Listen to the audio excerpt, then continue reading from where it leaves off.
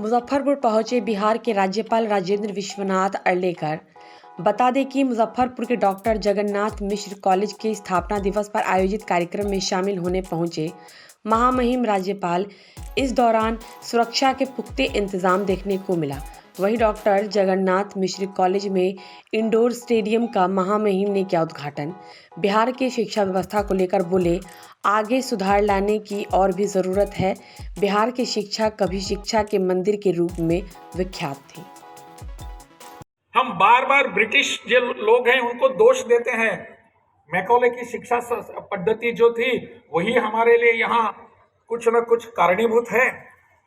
वो उसी के कारण हमारे यहाँ शिक्षा में सोच बदलने की आवश्यकता थी, वो नहीं हो पाई।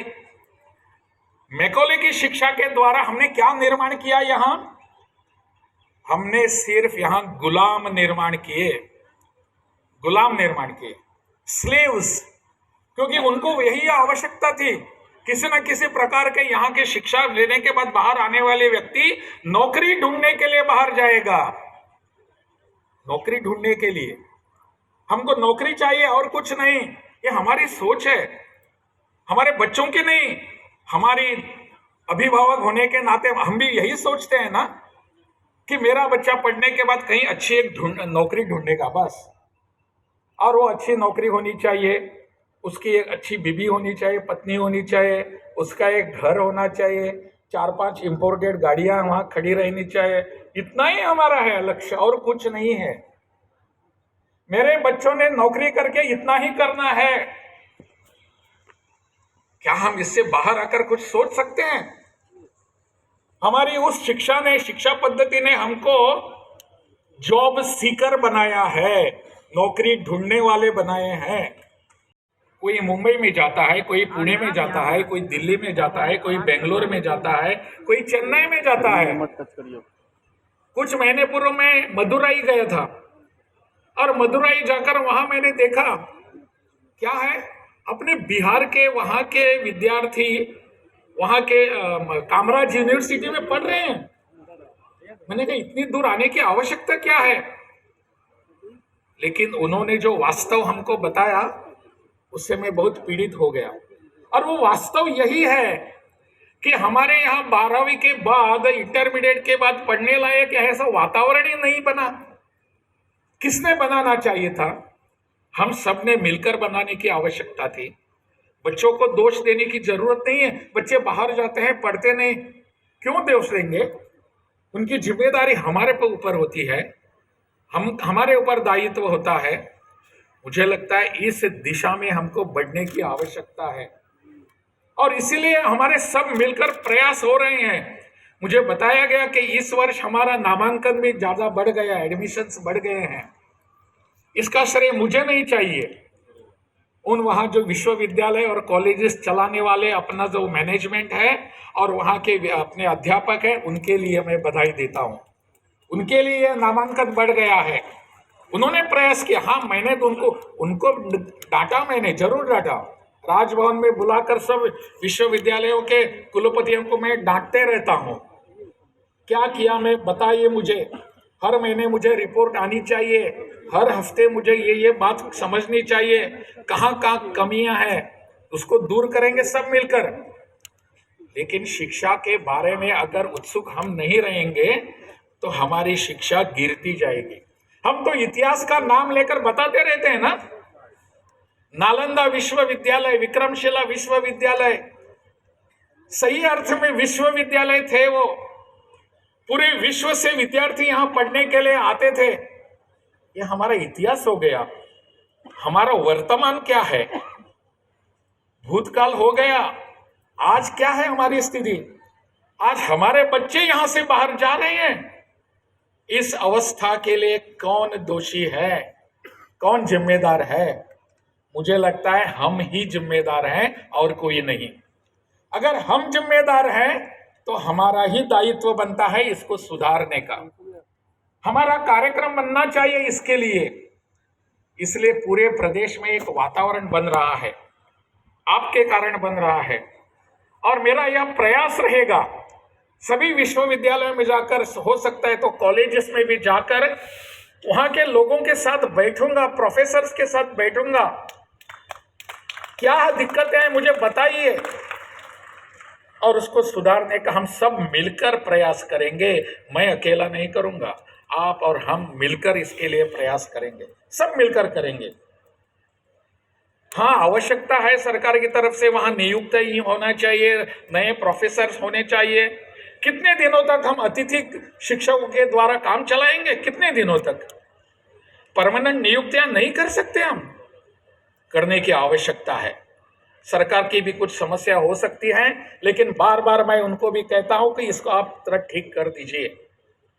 इंफ्रास्ट्रक्चर, जब ऐसे यहाँ बैठते हैं, महाप्रसाद जी जैसे बैठते हैं, तो ऐसे इंफ्रास्ट्रक्चर खड़े हो जाते हैं, लेकिन इसी इंफ्रास्ट्रक्चर से हमारी शिक्षा आगे नहीं बढ़ेगी। केवल हमारे बच्चे यहाँ आने चाहिए। आने वाले समय में हमारा यहाँ शिक्षा का माहौल इतना अच्छा बनना चाहिए कि बाहर गए हुए अपने बच्चों को भी लगना चाहिए, अरे मुझे पुनः एक बार बिहार में जाकर पढ़ाई करने की आवश्यकता है। मुझे व्यक्तिगत रूप से उस दिन की प्रतीक्षा है। कौन से दिन की? कि जब मेरे यहाँ के बच्चे, बिहार के बच्चे, बिहार के विद्यार्थी 12th पास करने के बाद बाहर नहीं जाएंगे अपने इस प्रदेश से, और बाहर के लोग यहाँ आकर पढ़ाई करेंगे, उस दिन की मुझे प्रतीक्षा है। इसको करने के लिए हम सब इकट्ठा आ सकते हैं, करने की आवश्यकता है। हम सब की ये जिम्मेदारी है। मैंने कहा, बार बार मैं कहता हूं, मेरे अकेले की नहीं है, हम सबको मिलकर करने की आवश्यकता है।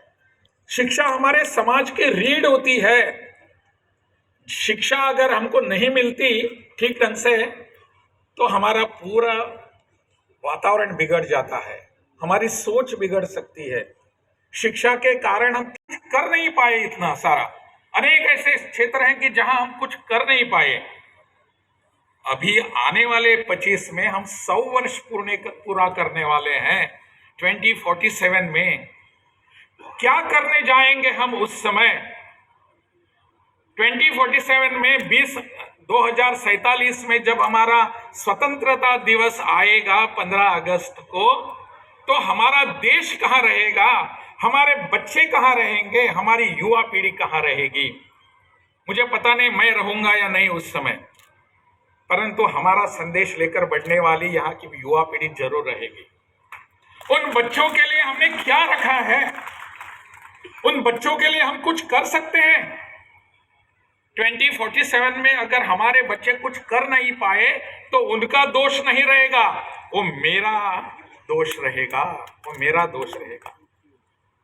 Because I have not given them anything, I have neither direction nor assets, nothing.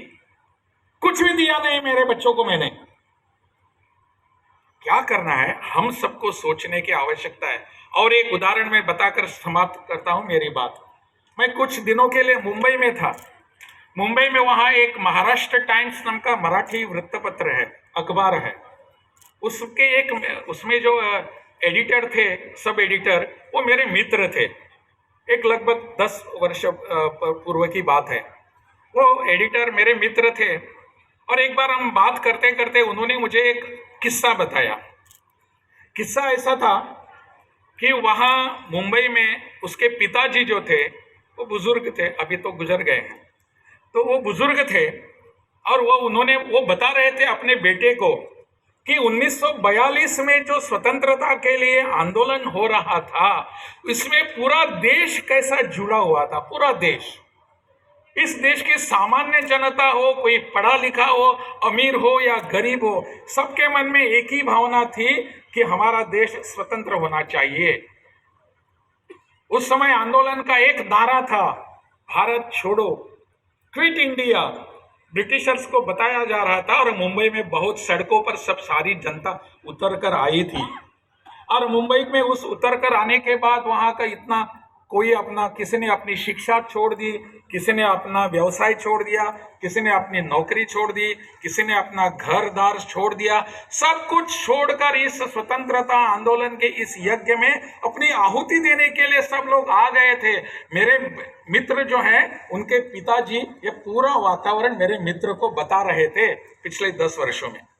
वो बता रहे थे कि ऐसा इतना सुंदर माहौल था, पूरा देश भारत माता की जय वंदे मातरम कहकर आगे बढ़ रहा था और यहाँ के ब्रिटिशर्स को भी डर लगने लगा था। ऐसे बताते बताते मेरे मित्र ने अपने पिताजी को पूछा, पिताजी आप जरा रुकिए, क्या है? उन्होंने पूछा अपने पिताजी को, पिताजी मुझे एक बताइए कि ये सब हो रहा था, सबने अपनी पढ़ाई छोड़ दी, युवा लोग आगे आ गए, बुजुर्ग लोग आ गए और कोई ज्येष्ठ नागरिक आ गए, महिलाएं आ गई, सब सड़क पर आ गए हैं। पिताजी मुझे बताइए कि आप उस समय कहाँ थे? वो जो मेरे मित्र के पिताजी हैं, मेरे मित्र के पिताजी ने बताया, बेटा मैं मेरे घर के अंदर बैठकर खिड़की से सब कुछ देख रहा था। उस मेरे मित्र ने अपने पिताजी को कहा, पिताजी मुझे शर्म लगती है आपकी। इतना बड़ा माहौल था, वातावरण था, देशभक्ति से भारित और प्रेरित ऐसा था। वंदे मातरम कहने वाले लोग आ रहे थे, जान की परवाह नहीं कोई कर रहा था। उस समय आप घर में बैठकर खिड़की से देख रहे थे। मुझे शर्म आ रही है। आने वाली पीढ़ी जो हमारी है, ऐसे प्रश्न पूछकर शर्मिंदा न होने जाना चाहिए, इसलिए आज हमको प्रयास करना की आवश्यकता है। बच्चों ने हमको पूछना नहीं चाहिए कल कि माँ, माताजी, पिताजी आपने मेरे लिए क्या किया है?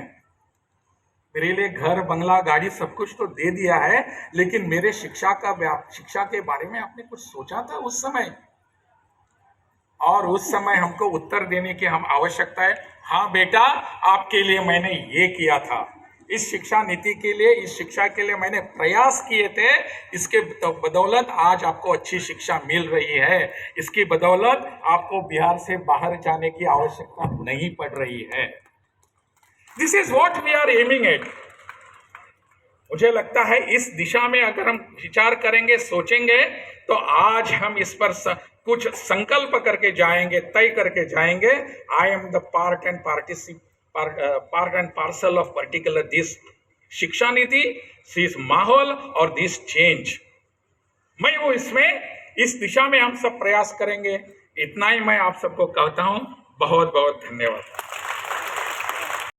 अधिनायक जय हे भारत भाग्य विधाता, पंजाब सिंध गुजरात मराठा द्राविड़ उत्कल बंगा, विंध्य हिमाचल यमुना गंगा, उच्छल जलधि तरंगा। तब शुभ नामे जागे, तब शुभ आशीष मांगे, गाहे तब जय गाथा, जन गण मंगलदायक जय हे भारत भाग्य विधाता। जय हे जय हे जय हे जय जय जय जय हे।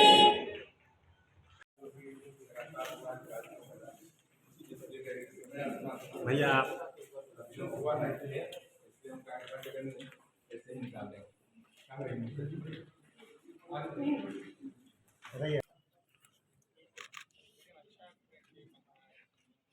गजब करते हैं आप, लेकिन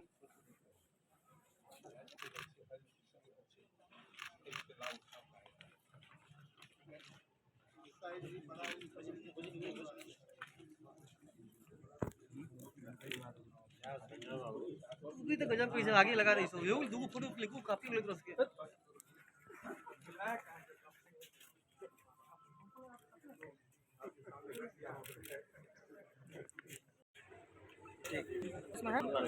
माननीय सुंदर ठाकुर जी, सभापति बिहार विधान परिषद, हमारे श्री महेश शर्मा जी, पूर्व मंत्री, प्रोफेसर शैलेंद्र कुमार चतुर्वेदी जी, तमाम पावन कर कमलों से तमाम लोगों के द्वारा ये विमोचित हुई पत्रिका।